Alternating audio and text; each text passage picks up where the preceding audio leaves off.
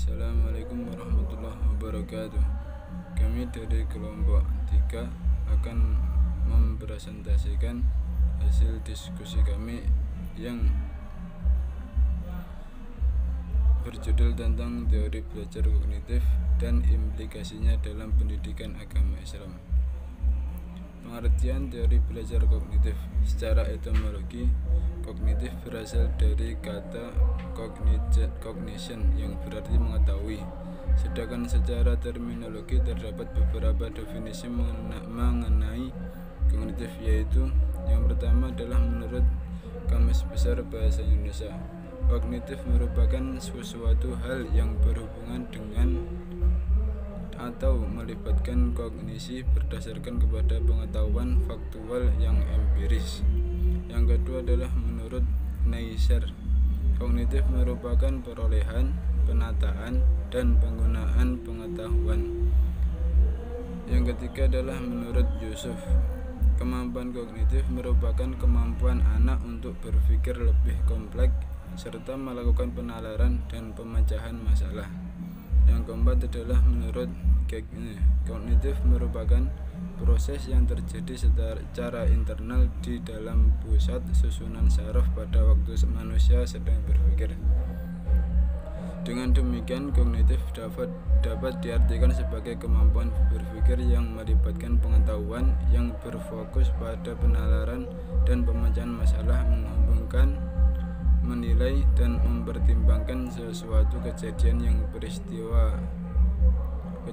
atau peristiwa yang bersifat rasional atau melibatkan akal.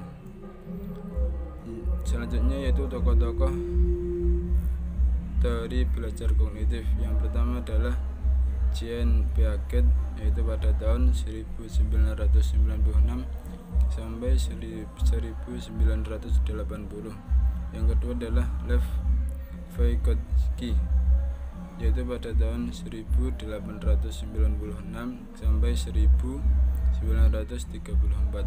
Yang ketiga adalah Robert Gagne, yaitu pada tahun 1916 dan 2002 sampai 2002. Yang keempat adalah Jeremy Brunner pada tahun 1915 sampai 2016.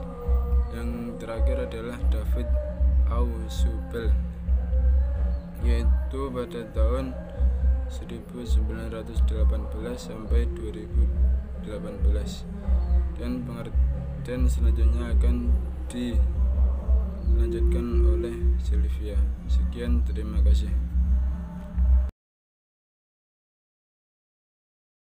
Proses belajar kognitif dibedakan menjadi 3, yaitu asimilasi, akomodasi, dan juga ekuilibrasi. Yang pertama yaitu asimilasi adalah proses pengintegrasian informasi ke struktur kognitif yang sudah ada. Contohnya seperti siswa yang sudah mengetahui prinsip-prinsip dari penjumlahan. Jika gurunya memperkenalkan prinsip perkalian, maka terjadi proses integrasi informasi antara prinsip penjumlahan dengan prinsip perkalian. Kemudian pada saat diberi soal, maka proses ini disebut dengan akomodasi. Contohnya pada soal latihan. Inilah suatu bentuk penyesuaian siswa dari proses akomodasi. Kemudian proses penyeimbang atau penyesuaian. Contohnya seperti bayi yang awalnya meminum ASI eksklusif, kemudian berlatih minum langsung dari gelas. Proses ini adalah suatu bentuk penyeimbangan dari proses kognitif. Ada 3 proses kognitif dalam belajar, yaitu yang pertama, proses memperoleh informasi.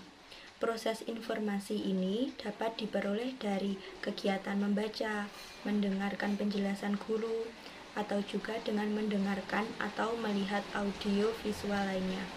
Kemudian, proses transformasi.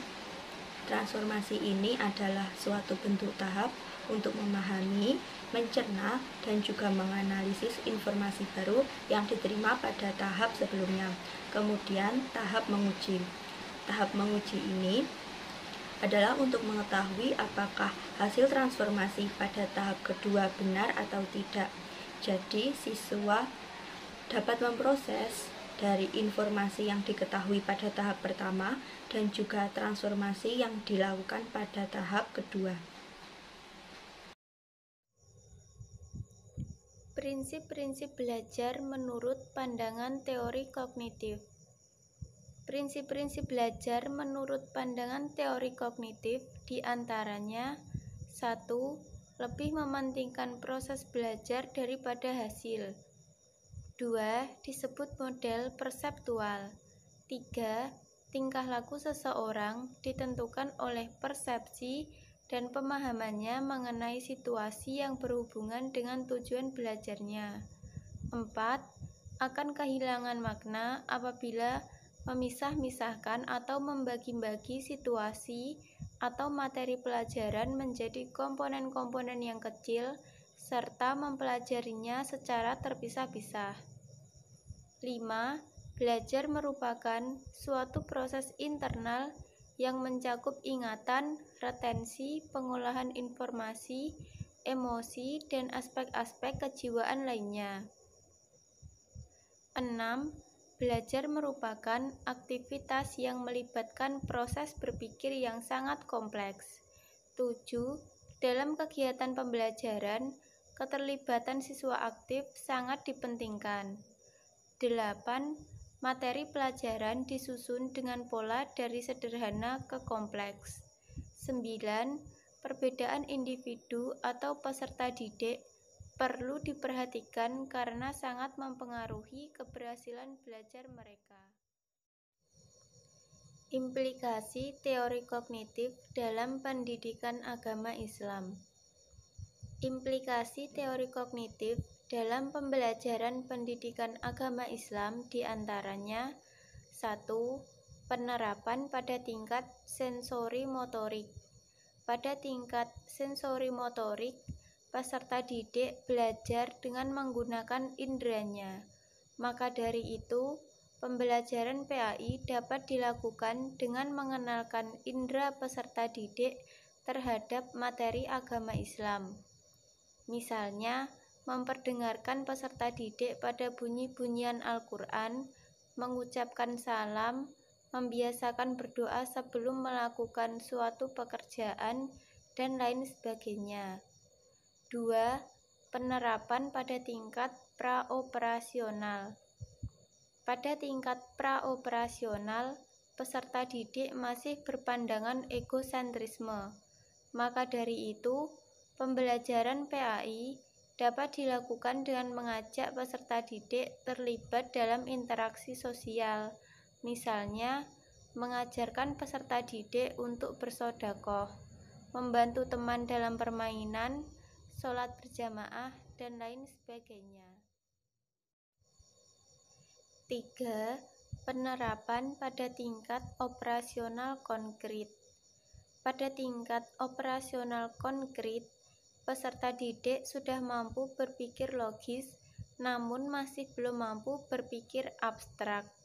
Maka dari itu, pembelajaran PAI dapat dilakukan dengan menggunakan logika dalam menanamkan materi.